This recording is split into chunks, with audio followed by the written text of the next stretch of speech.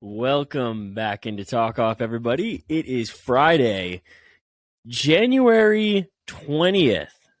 And if you listened to our last show on Tuesday, you should be very excited to listen to the start of this one. There was a side bet. Is that a fair way to describe it, Zach? There was a side bet that was made between the Cowboys and the Buccaneers game on Monday night. Yeah, if that's what you could call it, a side bet. That's actually the perfect way to describe it. I would like to take this time to apologize to Jake, to apologize to the people. I was wrong. Jake even said it last episode. He said, one of us is going to look back and we're going to look so stupid. And it was me. I looked so stupid. The Bucs played it like shit. That was crazy. So I feel like an idiot. I have prepared my poem as payment. And I'm ready to shock the world with my Edgar Allan Poe-ness. That's just such a dark author and poet to compare yourself to. I just like him, dude. What is wrong? Like, come on. Nothing's wrong. NFL team named after him. I'm always going to throw that in your face. I like some of his work too. I'm just saying it's a very dark. My poem today is more Seuss. It's more Seuss today. Okay, all right. It's time for you to get up in front of the class and for you to present. All right, let me get ready. Stretch it out. Stretch it out. Can we get it? Can we get some snaps? Some snaps. Yeah, let's get some snaps. That's how they start it. All right. Jake the snake. Jake the snake can bake.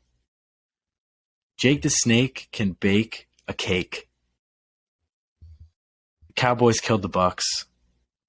Writing this poem really sucks. Jake, can't believe you bet on Dak.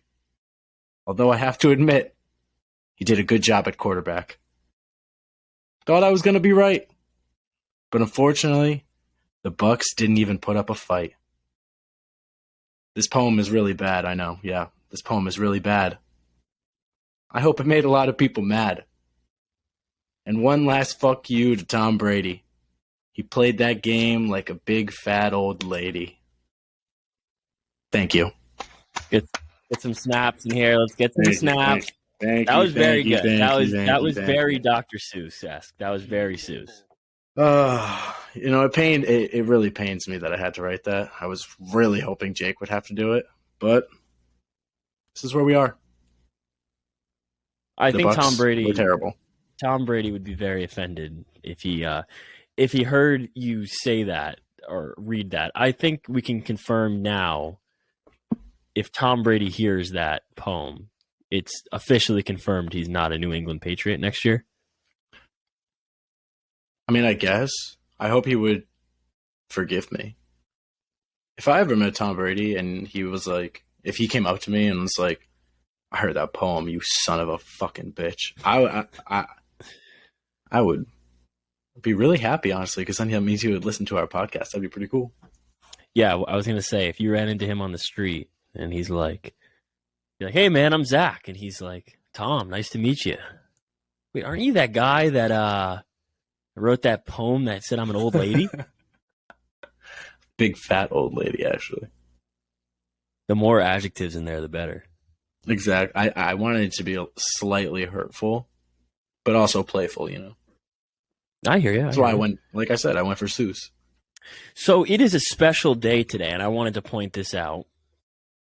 Because at the time we are recording this on Thursday, it is 69 days until opening day. Woo! Woo! Yeah, baby. Get hype. Oh, yeah. Oh, yeah.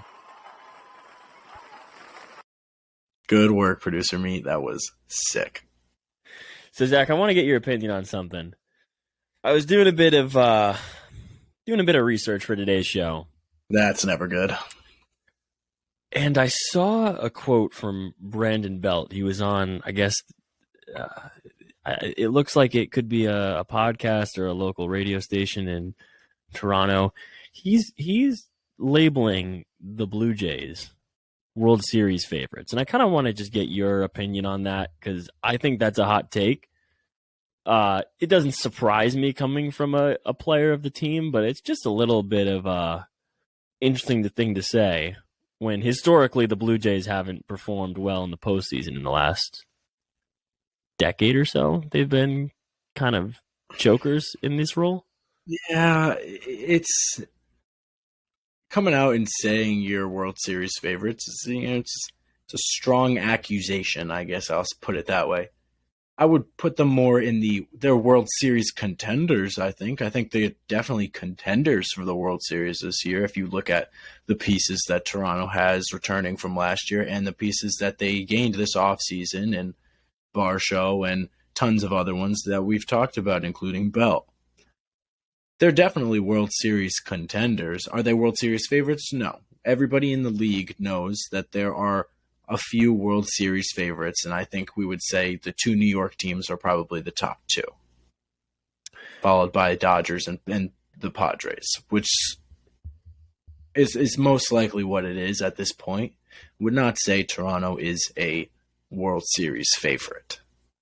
Didn't Dave Roberts come out last year and say something along the lines of like we should be World Series favorites or like we're the ones to beat once we get into the postseason? I don't know, man. It just kind of seems like when you go out on a limb and label yourself to have crazy expectations. And the spring training hasn't even started yet. It just seems like you're setting yourself up for failure. Yeah, you kind of are. Like you're just setting up the season for failure if you're already calling yourself World Series favorites, because anything besides the World Series is now a disappointment. But I like the confidence. You know, I really like Toronto this year. We've talked about it extensively on this podcast. I really like Toronto this year. They made good moves this offseason, so I would not be surprised if we saw them in the World Series. It's just interesting to come out and say we're World Series favorites. And I'd have to double check on their odds for the World Series because I'm actually curious now to see what the Blue Jays, I'd have to imagine, have to be within like the top 6 or 7, right? For the best odds to make a run at the title. Most likely. I'm gonna fact check this right now, but I do think it's a strong claim. In the meantime, while I fact check this, we had a few signings this week, Zach. Oh, not a lot of activity since Tuesday, but we had a little bit of movement on the scale. We had 2 small signings to both of our teams making small moves still, and one more that I don't know if you saw today. There was one today. Oh, Aroldis Chapman as well. Yeah, yes. Yeah. Let's talk about that one first. Get that one out of the way. Yeah, let's get into Chapman here. Let's just call it what it is. We're gonna do these short and quick. All right, ready? Blind reaction. Aroldis Chapman, terrible man. I hate him. I'm happy he went to the Royals. You know why? Because he's going to do nothing there. And I hope he rots in Kansas City. I really do. And that's my opinion on him. I don't hate him. To be fair, I haven't played in the same division as him for the last, what has it been? Can't stand 6 years now since. Seems like more. Yeah, it's definitely. It must not be fun playing in the same division as him. He's just an annoying guy. I just don't like him. Goes to Kansas City, a year, $3.5 million. 7 years for being in New York. Yeah. Look, he was legitimately dominant from 2016 until probably the middle part of 2021 for the Yankees. Yeah, but we've seen with relievers, it's just a thing in baseball we've seen. Relievers just don't last. They don't last. There's never the best reliever one year is most likely not going to be the best reliever the next year, and it's going to be somewhat different the year after that, and the year after that, and the year after that. These relievers are very volatile, and Aroldis Chapman is the number one example of that, and he can't really stay healthy in these later years of his career. And frankly, he's been useless for the Yankees, who have a terrific bullpen. So he goes to the Royals, someone who can't really use him because they're not going to win a lot of games, but he'll eat the 8th and 9th inning for them, and they'll win 60 games. Yeah, so for the Yankees last year, he was pretty bad. 4.46 ERA over 43 appearances, 9 saves, 36 innings, 43 Ks, 1.431 WHIP. These are certainly numbers of somebody who is on the back end of their career. Zach, I'm going to go out here and make a claim right now. I'm going to say I don't even know if I'm going to give Chapman 20 appearances before he's DFA'd this year. I feel like this has DFA written all over it. Wouldn't be surprised. Actually, they're so bad that it shouldn't even matter how bad he is. The Blue Jays, by the way, have the 7th best odds at plus 1,300 to win the World Series. Makes sense. I figured they would be around there. They have a good team. They're gonna be there come playoff time. So one of Jake's guys is now on the Red Sox. Adam Duvall signs a 1-year, $7 million deal. This is a good piece. One of Jake's favorite players ever. This is a good piece for the Sox, in my opinion. So I know a lot of people like the signing, and I like Adam Duvall. I'm fine with it. I mean, he's a guy on the back half of his career, but he's been in the league for a very long time, and he's always been a solid hitter with a good glove in center field as well. The only reason I don't like it is because this pretty much confirms what we were talking about last week, which is that Kike Hernandez is probably going to come to play shortstop now because of the injury to Trevor Story. And that's what I don't like. I do like that we won't have to start Jarren Duran in center field for that to happen. Adam Duvall will be the everyday center fielder now, but I still don't like having to play Kike at shortstop. I just love him in center field too much. I would have much rather signed a shortstop instead of Adam Duvall, and Elvis Andrus, who's still a free agent. Who still could be on your radar, right? I mean, he still could be, absolutely, and Duvall could be used more in the DH and move him around in the outfield. Maybe a contingency plan for Yoshida if he's not great. But I wouldn't be shocked if they slot him in at first base sometimes. He's played first in the past. I don't think he's going to. I think Tristan Casas they're going to try to get him as many at bats as possible. He did battle injury last year, so they may try to watch it for a little bit. But they have talked about Justin Turner playing a lot of first base as well. So I think Duvall. I really think they signed him to play center field so they can move Kike to shortstop, and just the middle infield of Kike Hernandez and Christian Arroyo just does not get me excited at all. But, I mean, we'll see what happens to the Red Sox this year. It's really – I don't want to say it's a throwaway year because it's January, but it's not looking great, and it's probably not going to look any better until at least 2025. Yeah, so I guess I have a question for you here.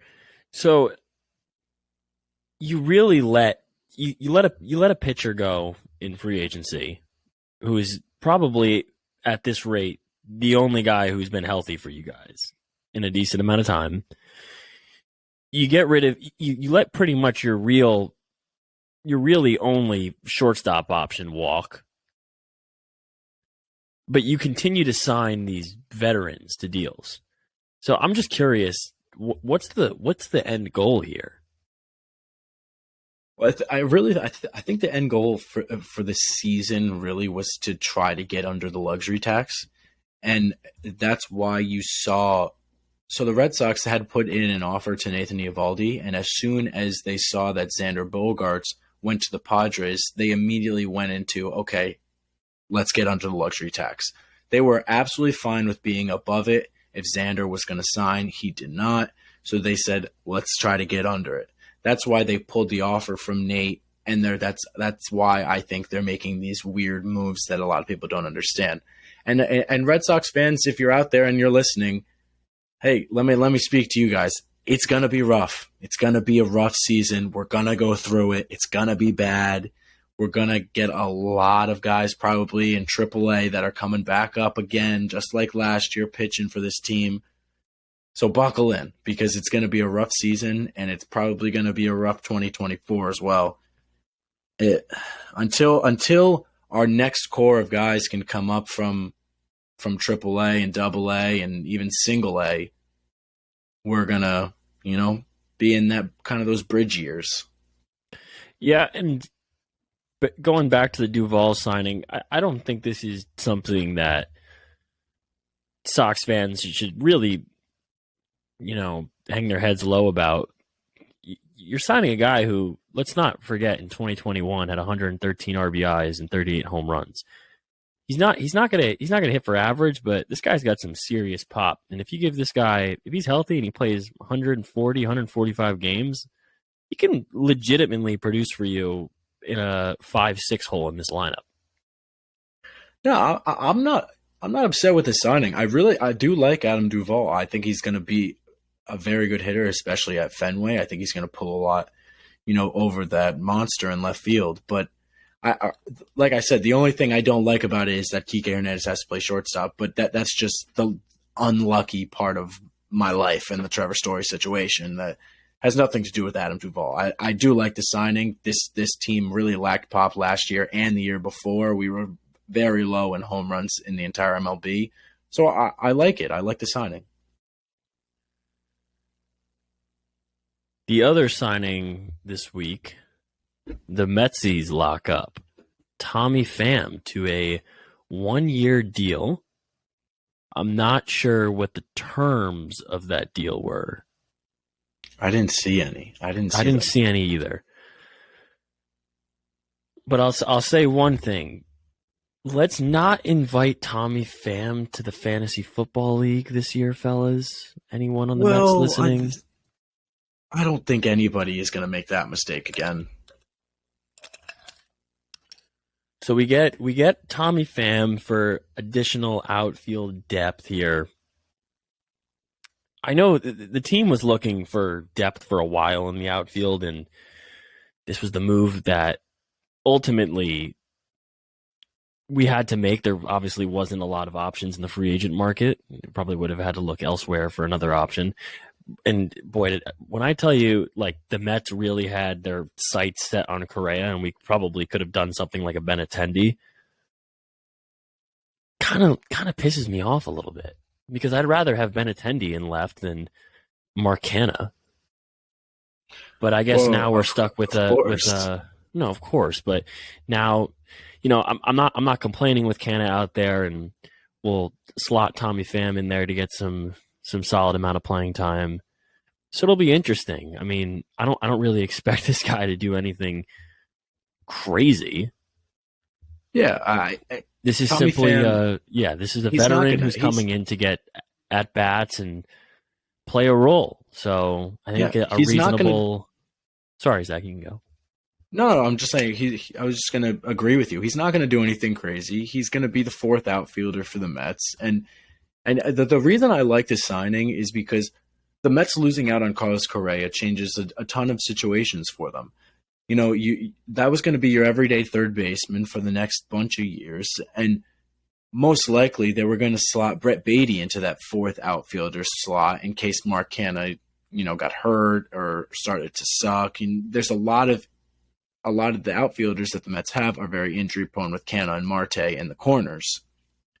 So I think this is good that they get a fourth outfielder, because losing Correa means now you have Escobar or Beatty starting at third. So you lose Beatty really for that fourth outfielder, because he has to become the everyday third baseman. So I think it's good that the Mets go out there and grab a fourth outfielder to sit the bench, a veteran guy. He's been in the league a long time. Came to Boston last year, and although he didn't play that well, he kind of sparked the team in a little bit where we were really struggling, and he came in and, he had a weak stretch where he had like 4 doubles or something like that. And it really sparked the team. He went on obviously a slight run because we were so bad last year, but he's a good guy. He'll hit the ball. He'll bring energy every single day. He's not a bad glove in left field, so why not? Yeah, it's a 1-year, $6 million deal, and I don't hate the signing.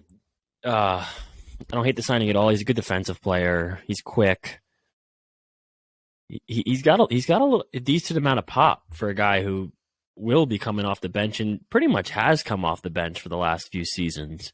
He's been definitely kind of a rolled guy and a utility guy to slot in and out.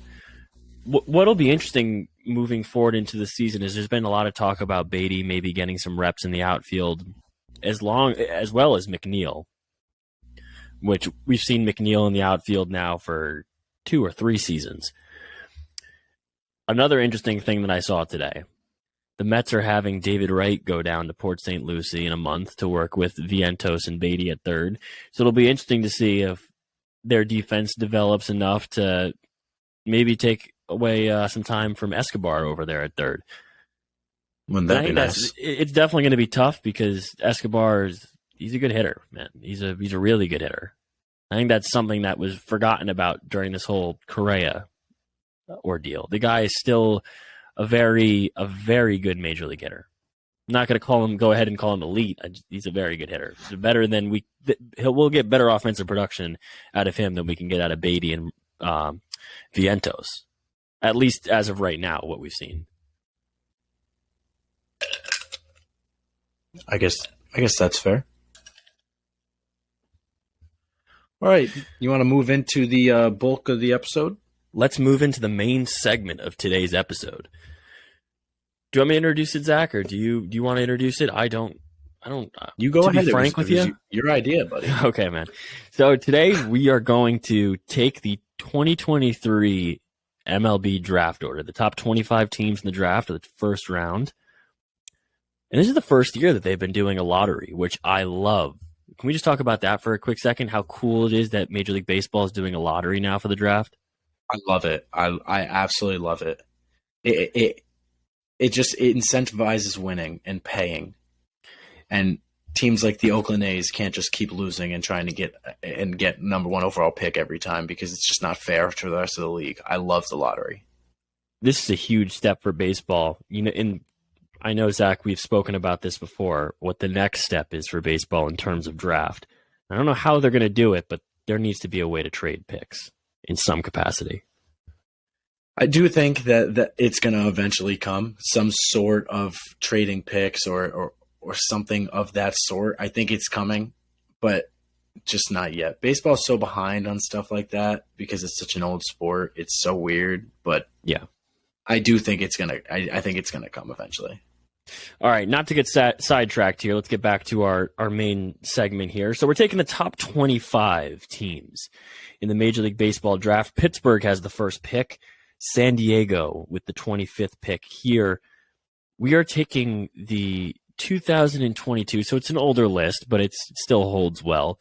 The top 25 players ranked in Major League Baseball by Bleacher Report, I believe. Right, Zach? Yeah. Is that correct? It is. So we are going to be drafting as if this was a fantasy baseball draft. And we're going to be not only necessarily picking who we think should be on these teams, but we're going to be picking guys who we think are good fits or maybe just even look cool in those uniforms. Yeah, I mean, we're going to pick good fits for the team. Like, if they're lacking in this place, obviously we're not going to, go say we want to put the Mookie Betts on the Phillies because obviously it's just stupid. They have so many people in the outfield. Like, that's just not how it's going to work. We're going to, try to put people where they fit or where we think, we've always wanted to see them play, something like that. All right, Zach. So for the first pick, I'm going to flip a coin. Heads or tails, you call. Tails. It's tails. All right. All right, man. The Pittsburgh Pirates are on the clock. Who do you think the Pittsburgh Pirates should take to help steer their franchise in the right direction? All right, for Pittsburgh, it's the early ones are going to be easy because you can't really pinpoint what's wrong with Pittsburgh. One pitcher's not going to change them. One infielder's not going to change them. So I'm going to go with the all-around best player on the list, and that's Shohei Ohtani. I would go Shohei Ohtani, number one. He can pitch. He can hit. He's young. He's the best player in the game, most versatile player in the game. He's the only player who can honestly go to Pittsburgh and maybe make a big difference right away. I like it. I agree. This guy is a complete game changer. It's going to be really fun, and I haven't really looked forward to a player's free agency. I'm trying to think who I was really excited to see hit the open market. I want to say Harper. I was excited to see hit the open market, just because he's such a fun player to watch play. But like Ohtani, man, is going to be so cool to see like what kind of numbers he's getting. It's going to be awesome. A lot of reports saying he's going to get north of 500. So it's going to be cool to see next offseason all the news and press that comes out about Ohtani. So Ohtani goes 1-1 to Pittsburgh in our fantasy redraft here. So with Washington on the clock,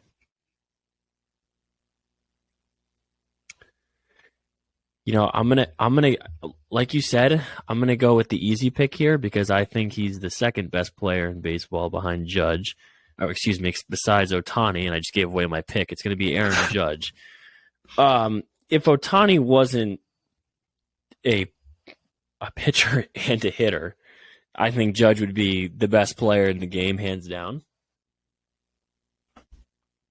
I would agree. A healthy Trout would be the best player, but I'll leave that conversation for a rainy day. Yeah, that's an easy second overall pick. It's an easy second overall pick. The guy is just an absolute animal.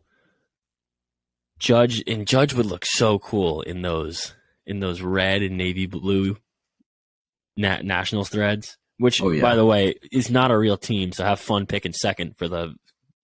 This is like the let's see, in the past decade they've had. I'm trying to think how many top 5 picks they've had. It's been so many because they're always so bad. So it's I'm so happy that the Nationals suck again.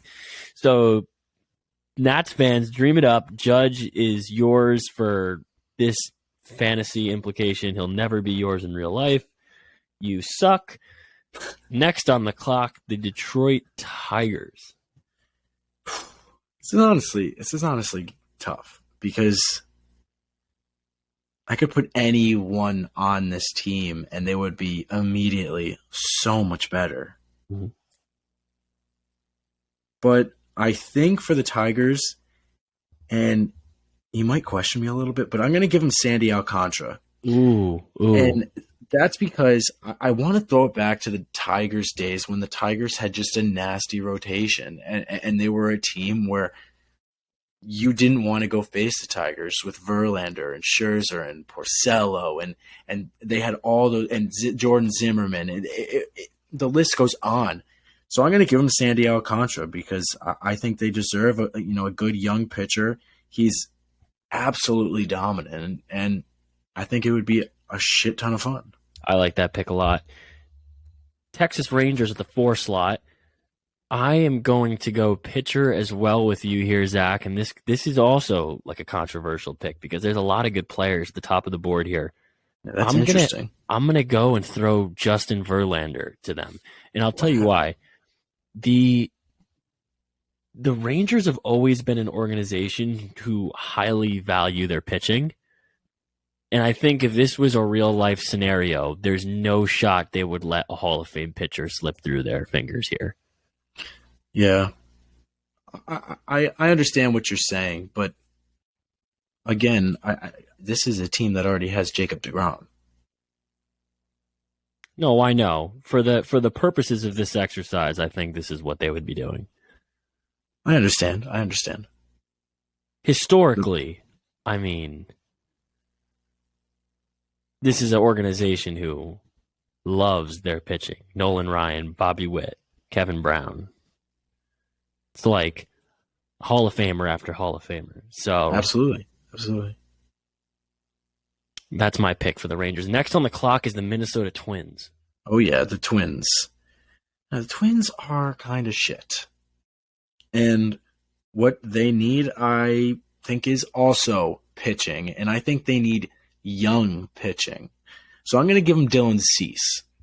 Dylan Cease on this list is very high, was very high on this list. And if he wasn't for injuries, I think he would be staying that high on this list for when the 2023 list comes out. Problem with Dylan Cease is that he's been fighting with injuries. If this guy's healthy, he is filthy, and watch out for the Chicago White Sox in real life, because if he is healthy with Michael Kopech there and Clevenger and Giolito, they could be really filthy. So I'm going to put, for this exercise, I'm going to put Cease on the Twins, give them a good young pitcher to be the ace in their rotation. For the 6th pick, the Oakland Athletics, I am keeping this guy on the West Coast. I am drafting Mookie Betts to the Oakland Athletics. I think the A's need a guy who's MVP caliber. He has the name. He's very marketable. He's a household name. They need somebody who is going to, for a lack of better terms, they need someone who's going to put ass in seats. That's fair. And Mookie Betts does that. That's absolutely fair. Kansas City's up next. No, it's not. Oh, Cincinnati. Cincinnati Reds. Cincinnati. At the 7 spot. Cincinnati's up next. And for Cincinnati, I'm also going to go with the outfielder route. And I'm going to give him Mike Trout. And, there's one reason why I'm giving them Mike Trout, and it's a stupid reason. And that's because they're also the same colors as the Los Angeles Angels. And I can't see Mike Trout in any I can't see him in color. anything but red. So I'm going to put him on the Reds because I can't see him in anything besides red. And he obviously would make them insanely better. There's an age problem, but don't worry about it. It's Mike Trout. Yeah. Healthy, best player in the game. No doubt about it. The Kansas City Royals. This is an interesting pick I'm going to throw out here. The Royals have some really, really good prospects. They got Bobby Witt, who's already played he was great last year, wasn't he? Or yes, he was. Okay. Who's that prospect they have, the shortstop? You're putting me on the spot here. Yeah, sorry to throw you on the spot. Anyways, I'm sorry. Bobby Witt has been playing a lot of third for them, right? Yes. All right. So I know Bobby Witt can play short as well. I know he played a lot of short coming up in the minors. I'm going to move him back to shortstop. And the Kansas City Royals at 8 will be drafting Manny Machado. I like it. They need a guy who is a power hitter, a gold glover in the field, kind of has that swagger to him. KC needs to bring that swag back, man. Like when they were going to back-to-back World Series, like that team was sick. That team had vibes. That team had vibes. They were kicking your ass and they were having fun while doing it. They had Cubs vibes. Some of those teams, man, that just go on runs like that just have vibes. Like the 2013 Red Sox team, the bearded team. That team just had vibes, dude. That's how you go deep in the playoffs sometimes. I had a Red Sox shirt that had like all the beards on them. Do you know what I'm talking about? I know have exactly you seen those? What you're talking I about. had one of those shirts because I loved that Red Sox team, and I was like, I need to buy one. So I bought one of those shirts at like Modell's back in the day. So many beards on that team. So that was fun to watch. Colorado Rockies at the 9 hole here. Yep, with the 9th pick, Colorado Rockies are going to take Yordan Alvarez. Ooh, I love that pick, man. That's such a good pick. I pick Alvarez here just for the absolute nukes that we would see him hit in Colorado. with that stadium, that elevation, and a power hitter like Yordan Alvarez, the guy is good for probably 70 home runs. I'm not even kidding. It would be insane to watch him hit in Colorado on a daily basis. That would be insane to play 80 games in Colorado if he played there. So that's why I'm going to put him on the Rockies. Give him a little star power. You know what would be fun? Alvarez is a free agent in 2029. He'll be 32 years old. It would be really fun to see a team like the Rockies go after a power hitter like him. I mean, they've made a move like Bryant. It would be insane. It would be insane, and it wouldn't happen, but, like,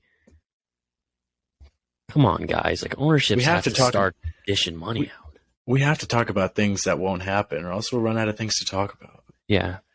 No, I agree with you. The Miami Marlins at 10. Hello. The Miami Marlins at 10. This is an interesting pick because my gut instinct here wants me to go pitching because they no longer have Alcantara in this draft. They left him unprotected. That's true. But I still think they're lacking that big name. Ever since they've lost Stanton, Ozuna, Yelich, like, they've missed, like, big bats in Miami. And when, like, those guys are hitting the shit out of the ball, it's a lot of fun to watch in that ballpark. So I'm going to be taking Nolan Arenado to the Miami Marlins. I like a guy who is a lockdown third baseman, and Arenado's without a doubt the best. He's got the best glove at third, and he's got a pretty damn good bat to back it up with. And I think he would look great in those uniforms because I'll tell you one thing: the best player ever. I was not a fan originally when the Marlins rebranded and they moved down to Miami. I was not a fan of those jerseys. The orange ones, I was not a fan of them. The new rebrand that they've been doing, Zach, I really like it, actually. Yeah. The black, it looks really good. Yeah. Those black uniforms, it kind of gives me old Florida Marlins vibes. I like the new ones too. Yeah, so I miss Florida Marlins days. I miss the Florida Marlins. Because I don't know. Every time I see like Florida Marlins, I think it's just the best thing ever. Or the old team, like when they were the Devil Rays. Yes. 100%. And they had the black ones and with the huge stingray. You know what I'm talking about? I know what you mean. Those jerseys were sick. The Miami Marlins, the only team in the National League East to have never won the division title. Well, they suck. That makes sense. The Los Angeles Angels of Anaheim at the 11th pick. Yep, the 11th pick. The Angels. The problem with the Angels last year was everything, but they do lose Mike Trout, which is sad. They also lost Shohei Ohtani because, they left him unprotected. Somebody drafted him. But I'm not going to fill either of those holes. I'm going to fill the hole at shortstop, and I'm going to take Francisco Lindor. I like that. The Angels a lot. Have a huge hole at shortstop. Last year was like a platoon of Andrew Velasquez, Tyler Wade, like I don't even know. And this year I think the plan might be Gio Urshela, and that's just disgusting. So I am going to give them Francisco Lindor. They can be so happy with him, and I hope that he is so good on the Angels. I wish this would actually happen in real life. This would be fun if we could actually do this to teams. This would be cool. You know what we should do? You know what would be a fun thing to do? What? Move these players to these teams in MLB The Show and simulate seasons. Ooh, that would be cool. Maybe we'll do that. We have some more free time on our hands. The Arizona Diamondbacks, the 12th pick. Zach, this is a team who I feel bad for Diamondbacks fans because the highs for them have been very high. The lows have been very low. They always have these very young, promising prospects who never really pan out for them. I mean, you have to be kicking yourself if you're a D-backs fan for the fact that you let Swanson go.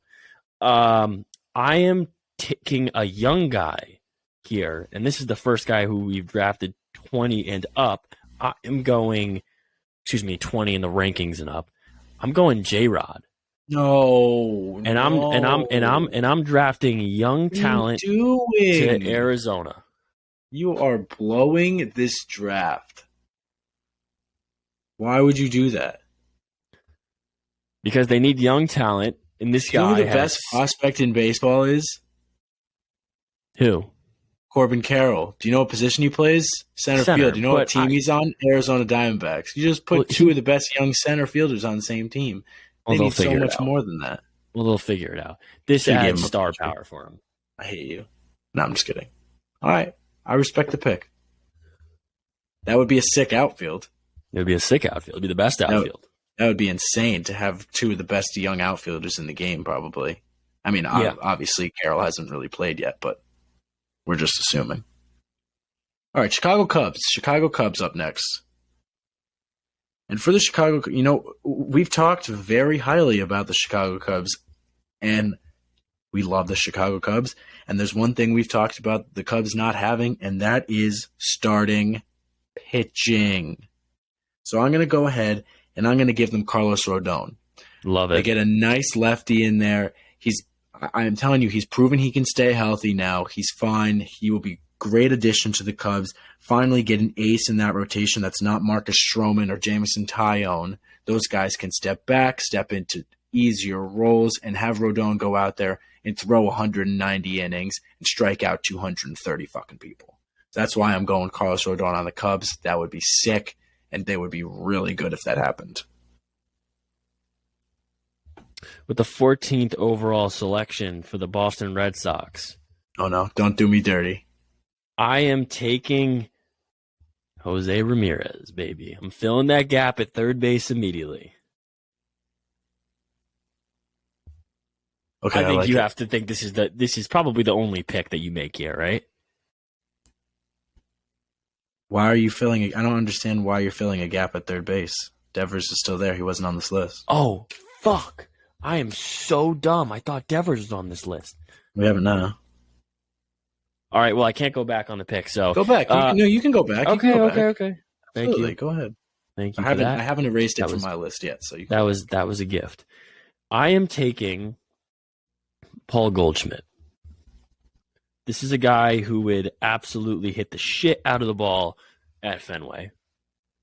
And he just looks, he reminds me of a guy who would fit well in with like the Boston culture. I understand. I mean, you blocked Tristan Casas a little bit, and that's a little saddening, but it's okay. Oh, well, he's trade bait now. I would have went with someone else, and who I would have went with is going to be my pick right now for the Chicago White Sox. That's going to be JT Realmuto. He will slide into this White Sox team and immediately impact the team who has struggled at the catcher position for the last couple years.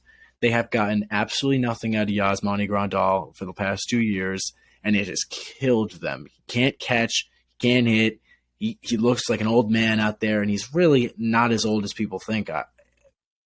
And JT would just come in and immediately impact this team in a way that I don't think a lot of people could. So that's why I'm picking him for the White Sox. I like that pick a lot. With the 16th overall pick, San Francisco Giants, I'm going to go ahead and draft Aaron Nola. The Giants in the past 2 seasons have lost Kevin Gausman and Carlos Rodon. And this is a team who historically has had great pitching. I mean, when I think of the Giants, like the names that come to head are like Matt Cain throwing a perfect game, Lincecum throwing 2 no-hitters. Mm-hmm. So this is a team who in recent memory has had great pitching. And I think you follow that right back up and you go right back to the well and you grab the best pitcher on this list, in my opinion. Aaron Nola. I like it. All right, next team up is the Orioles. Now for the O's, we've talked about the Orioles and what they need, and that is also pitching. Unfortunately, there's not a lot of pitching left on this list. But there is one guy left, and that's Max Fried. So I'm going to give Max Fried to the Baltimore Orioles. They have their pitching. They don't have one ace. They have 5 number 3s. They have 3 number 3s and 2 4 and 5s. So they need an ace. Max Fried would impact this team immediately and just be an absolute dominant lefty for them. So I think they need a starting pitcher. For everyone wondering why DeGrom or Scherzer aren't on this list, I'm confused also. I don't know if Scherzer's top 25, but DeGrom was taken into consideration that this was based on 2021 stats, and he didn't have that great of a 2021 season for DeGrom standards. Yeah.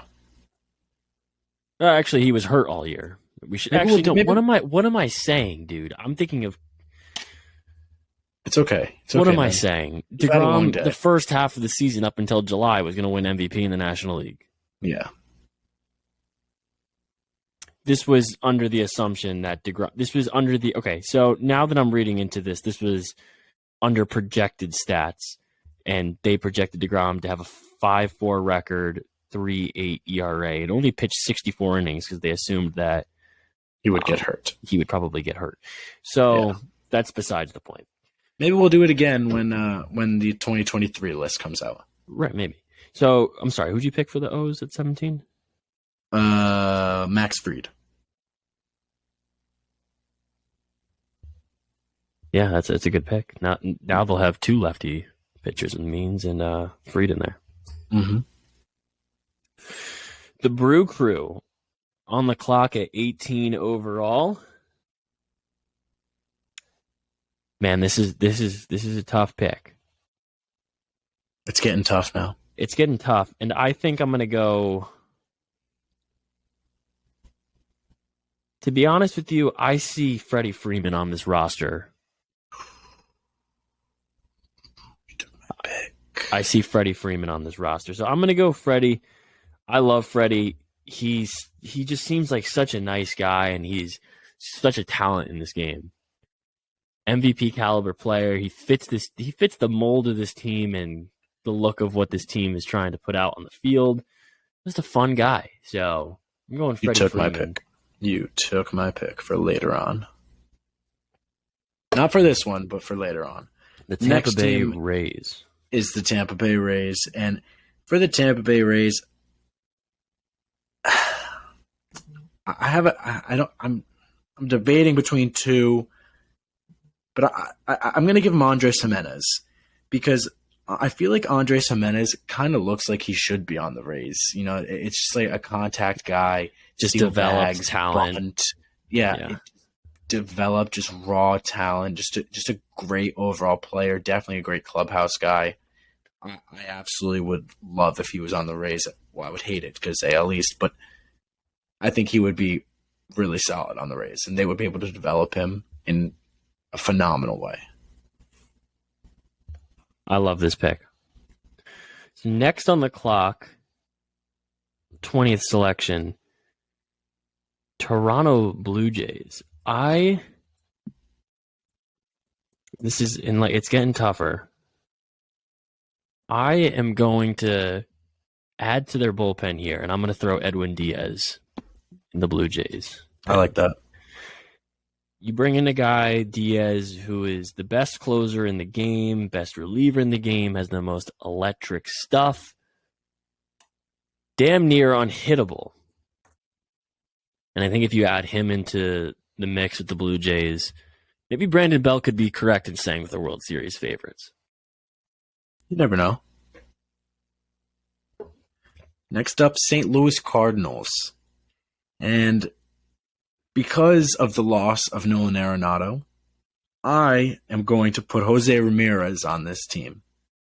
I think Jose Ramirez would slide in immediately on this team and just absolutely rake. This is a guy who has the ability to pop 40 home runs if he really wanted to from the left or the right hand batter's box, and also at the same time hit like 310 with 30 stolen bases. This guy is nuts. And he slowly does it every single year, and every single year people count him out, and he is just unbelievable. He's always in the MVP convos. He's always in the MVP conversation because he's always hitting around 300. He's always close in RBIs, so he's top in runs. The guy is just an all-around beast of a player. I agree. That's a very good pick to send him to St. Louis. We're down to the final four now. The Seattle Mariners. Boy, this is tough. And I think, you lose J-Rod in this draft. It's true. Sad. It is sad. And I think they have enough talent in that. I think they have a lot of talent in that offense. But where this team would be really scary is if they still had a lockdown closer. I'm going back-to-back picks with closers here. And I'm adding Emmanuel Clase. No way, dude. They to this Paul roster. Sewald and Andres Munoz. They would have the most elite bullpen in the league. That would actually be like the craziest bullpen, Yep. Ever. If they had Andres Munoz go in the 7th, Paul Sewald go in the 8th, and then close it down with Emmanuel Clase, I would poop my pants, and I think everybody who went to Seattle would die. This would be a two. Probably you could make the argument one of them would become a specialist, and then a setup guy, and probably Sewald, and then a lockdown guy in Class A. You're talking about 3 guys who legitimately together would probably put together a sub-2 ERA. Mm-hmm. Well, again, you steal my pick because I was trying to save Class A for San Diego to be the setup man for Josh Hader, but apparently that's not going to happen. But my next team is the Cleveland Guardians. They have the next pick. And for the Cleveland Guardians, this is a tough one, but they lose Andres Jimenez in this draft, and I think they need a second baseman to step up and play next to Ahmed Rosario, and that's Jose Altuve. So I'm going to give him Jose Altuve, and he's immediately an MVP candidate, and he is every year. He's an absolute beast. Nobody understands how this 5'6" guy can hit 415-foot home runs. It makes no sense, but he's just that good. He just knows how to hit the ball. It's crazy. It's insane. He's definitely he's definitely a Hall of Famer and probably on his way to 3,000 hits. So, oh yeah. Final 2 here, moving in the Atlanta Braves. This is really tough here because there's one guy on this board. There's 2 left on the board here. Dansby Swanson, Trey Turner. And it comes down to the scenario where it's like, obviously the Braves in this situation would be picking Swanson. But I think Trey Turner is the better player, so I'm going Trey Turner to the Braves. No. This adds a whole nother element to their team. Speed, man. This is a guy who could legitimately... Now, Swanson can give you 25, 26 home runs a year. Turner can do the same, and he can swipe 30, 40 bags a year for you, if needed. And he has the versatility where, if you need to, he could play the outfield. So I'm going Trey Turner to the Braves. And the Braves would probably make this deal, even though Swanson's still on the board, just because Atlanta's ruthless, man. They're cutthroat to get to the playoffs. I was really hoping you were going to pick Dansby so I could put Trey Turner on the next team, which is the Padres, the 25th and final pick of our draft. They're going to get Dansby Swanson here. I don't really like it. I really would prefer to put Trey Turner on this team to play second base and then have an infield like no other, but that didn't happen. I'm going to put Dansby on this team, move Xander Bogaerts over to third, and have Dansby play short. That team would be nuts, and Dansby had a great year last year. All right, well, that's our redraft, our fantasy redraft. The top 25 players in Major League Baseball aligned with the top 25 picks in this upcoming year's Major League Baseball draft. This was a fun little segment. All right, I think we should get into everybody's favorite segment of the week. Florida Man Friday. We should hire some people to sing it. So Jake can press a button, and when we call it, it's like Florida Man Friday. You know, Doofenshmirtz, but better singers, Incorporated. Obviously. Yes, yeah, exactly. Exactly like that. It's exactly what I was thinking of. Actually, I'm sure we can. The internet's a a Wild West. I'm sure there's someone out there to do it. I think we need to figure that out for next week. We'll send some emails. All if you want to send us an email, talkoffproduction@gmail.com. It's a good email. Does anybody want to go first for Florida Man Friday? I can lead us off here. Go for it. So my my article this week is wow. My microphone just Oh God. You better hold it up. Okay, so I'm now holding my microphone. Hopefully that didn't distort the audio like crazy, or no, the viewers didn't hear anything. Someone's going to be driving and hear a crazy sound. Oh no, my hand is stuck in here. Okay, we're good. You know what? We're just gonna go with the flow here. Florida man arrested for DUI after mistaking bank drive-through for Taco Bell. So this guy on a Wednesday afternoon, as anybody is having a little fun, taking a little stroll, had a few drinks, get this guy's keys. He's trying to find a Taco Bell, man. He's hungry. He wants to get some grub. And he pulls into a bank thinking it's a Taco Bell. And the workers are like, dude, what are you doing? You here to make a withdrawal, a deposit? Ain't here to get a crunch wrap, bro.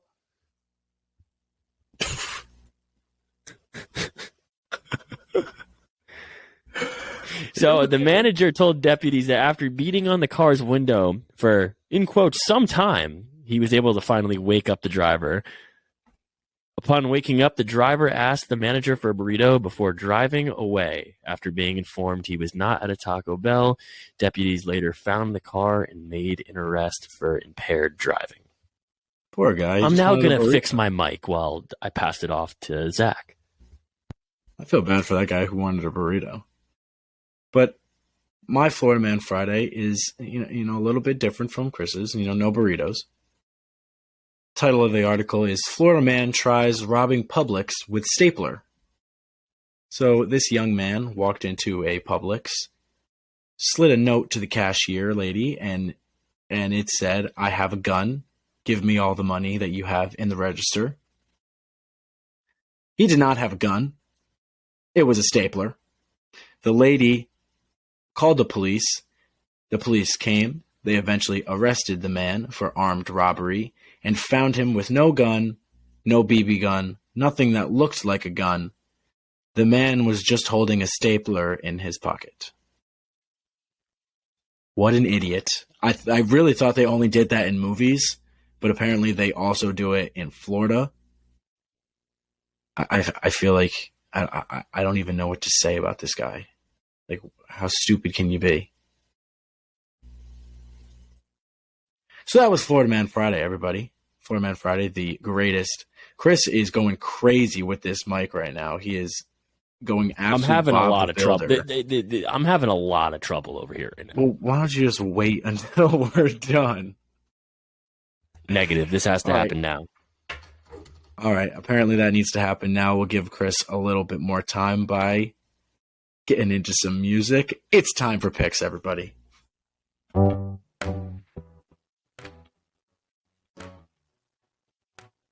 Powered by Riverside.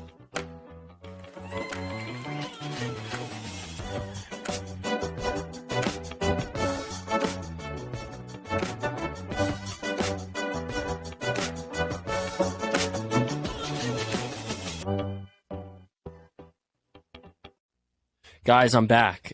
Beautiful. I have now mounted my microphone on my desk. That was a scary moment. I don't want to be a hero or anything, but I just saved my left hand from getting absolutely demolished by this microphone. It's a pretty heavy microphone. And I put my hard hat on, and like the handyman I am, I adjusted it back onto my desk. So I don't want a round of applause, but I'm not going to say no to one. So unfortunately, we will not be giving you one. But we will ask you for your pick. What's your pick? So my pick this week, I'm going back to college hoops, baby. Of I am course. taking Villanova +4 against the St. John's Red Storm. The St. Friday John's night, Johnnies? the Johnnies, baby. I'm betting against the Johnnies. I am taking Nova +4 at the Garden. Villanova is a team who they have dropped their last, let's see here. They've dropped the last 3 out of 4 games they've played. So this is a team who is struggling without Jay Wright. I mentioned this previously. I lost my last Villanova pick. This is a revenge game for me. Villanova is coming into New York. They're coming into the world's most famous arena in the Garden, and they are going to dominate the St. John's Red Storm, or at least cover +4. Villanova That'd be +4. nice. Love a good cover. Jake? Let's switch things up a little.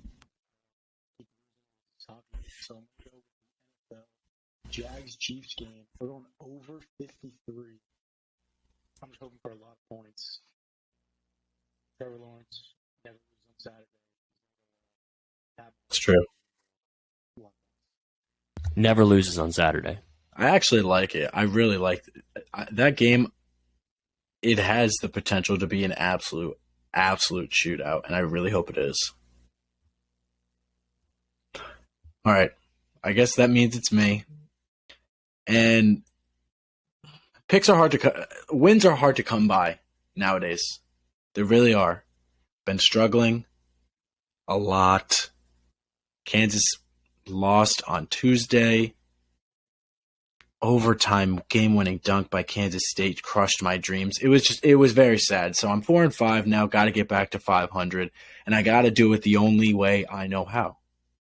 The only way I know how is to follow the alma mater. We're going Marist Red Foxes, baby. Sing the fight song again. Sing the fight song. Sing the fight song. I don't remember Marist Red Foxes. Woo!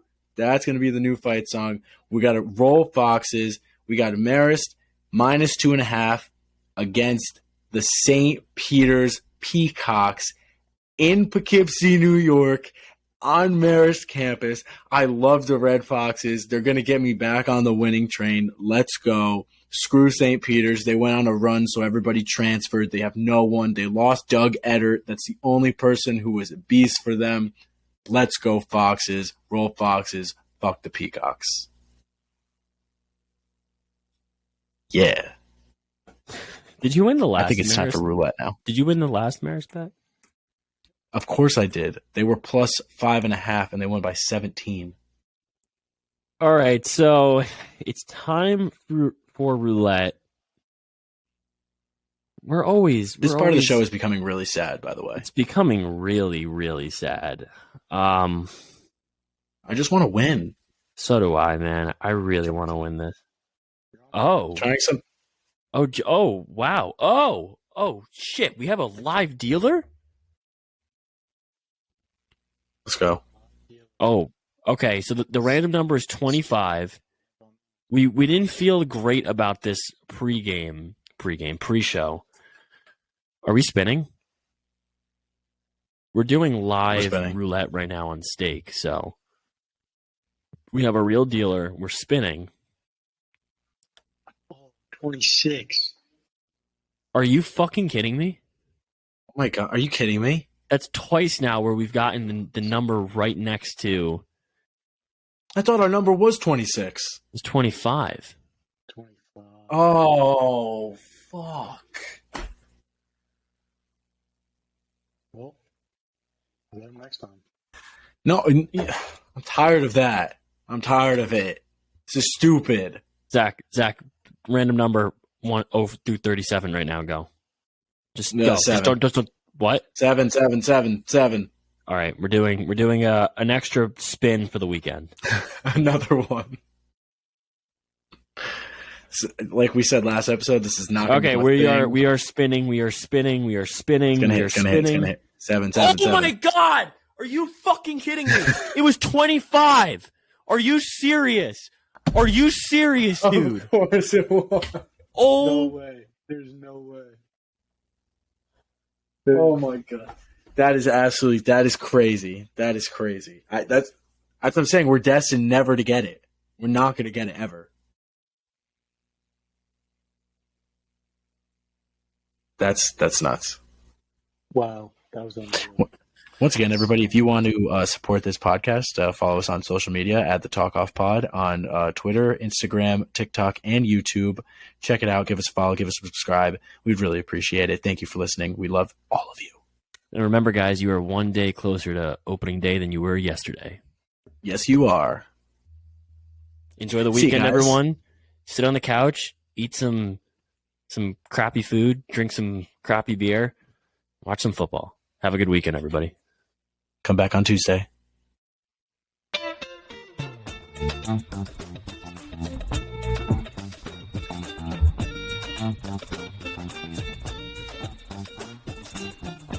Thank you.